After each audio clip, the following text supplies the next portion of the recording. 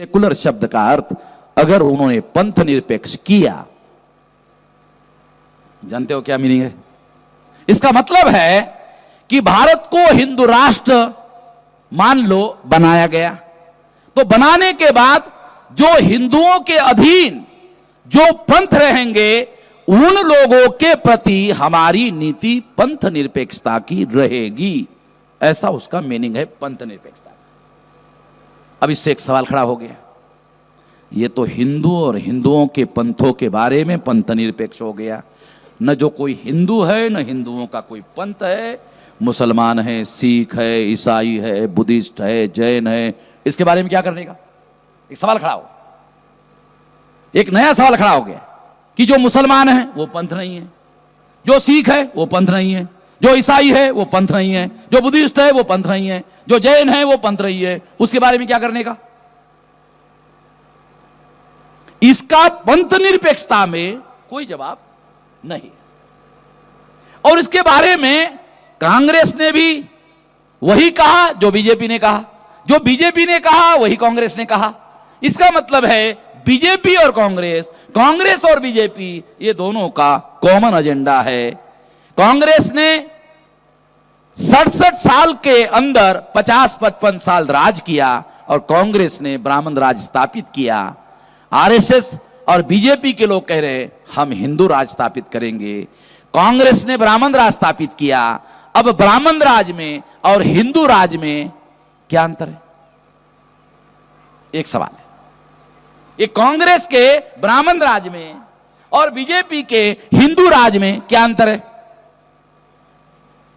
हिंदुओं के नाम पर एससी, एसटी, ओबीसी, कुनबी, मराठा लोगों को बेवकूफ बनाने के लिए हिंदू राज का स्लोगन देने का और इन लोगों के वोटों का इस्तेमाल करने का और अल्पजन ब्राह्मणों को बहुजन में लाने का, बहुजन में लाकर वोट लेने का और सत्ता काबिज करने का, सत्ता काबिज करने के बाद मराठा के पिछवाड़े में लात मारने का, कुनबी के पिछवाड़े में लात मारने का, ओबीसी के पिछवाड़े में लात मारने का, नॉमिडिक टाइप के पिछवाड़े में लात मारने का, आदिवासी के पिछवाड़े में लात मारने का, शेड्यूल कास्ट के पिछवाड़े में लात मारने का, यही चल रहा ना? चल रहा कि नहीं चल रहा है? शास्त्री जी, पाटिल साहब, चल रहा कि नहीं? यही चल रहा है।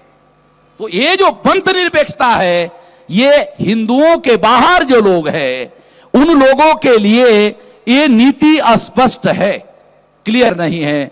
ये अस्पष्ट नीति कॉन्शियसली रखी गई है। इसका दूसरा मतलब होता है उन सभी धर्मों के लोगों को खत्म कर दिया जाएगा या उसको मानने वाले लोगों को ये हालात पैदा कर दिए जाएंगे कि ब्राह्मणों का वर्चस्व स्वीकार करो, नहीं तो खत्म हो जाओ।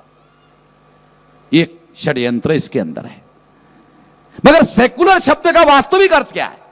फिर सवाल खड़ा हो गया, अगर ऐसा है तो भी सेकुलर शब्द का अर्थ क्या है? सेकुलर शब्द का अर्थ है राष्ट्र का, राज्य का, स्टेट का कोई धर्म नहीं होगा, यह उसका वास्तविक मीनिंग है। देश का कोई धर्म नहीं होगा, स्टेट का कोई धर्म नहीं होगा, सेंट्रल गवर्नमेंट का कोई धर्म नहीं होगा, और राज्य के समकक्ष जो भी इंस्टीट्यूशंस भारत में हैं गवर्न बाय इंडियन कॉन्स्टिट्यूशन, उसका कोई धर्म नहीं होगा। और देश को चलाने वाले जो भी होंगे, चाहे किसी भी धर्म के हो सकते हैं, उनको जो राष्ट्र का धर्म है उसका ही पालन करना होगा। उनका जो निजी धर्म है वो अपने घर में पालन करना होगा, और जो राष्ट्र का धर्म है उसका ही पालन करना होगा। राष्ट्र का धर्म क्या है? राष्ट्र का धर्म है समता, स्वतंत्रता, बंधुता और न्याय पर आधारित समाज और राष्ट्र का निर्माण करना, ये राष्ट्र का धर्म है। और इसका धर्म ग्रंथ भारत का संविधान है। स्पष्ट है, लिखित है, काल्पनिक नहीं है, अस्पष्ट नहीं है, स्पष्ट है। इस तरह की बातें डिबेट और डिस्कशन के अंदर पार्लियामेंट में होनी चाहिए थी, और अगर बीजेपी के लोग नहीं कर रहे थे तो कांग्रेस के लोगों को ऐसा करना चाहिए था। मगर कांग्रेस के लोगों ने 42वें संविधान संशोधन में खुद ही पंथ निरपेक्ष कहा। आरएसएस के लोग जो कहते हैं वही बात 42वें संशोधन में कांग्रेस ने कहा। तो कांग्रेस और बीजेपी और कांग्रेस में कोई मौलिक अंतर नहीं है। एक राजा राम है तो एक सीताराम है, एक सीताराम है तो एक राजा राम है। काशीराम जी कहा करते थे एक नागनाथ है एक सापनाथ है।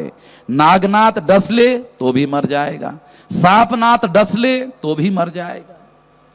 तो ये एक ही लोग है।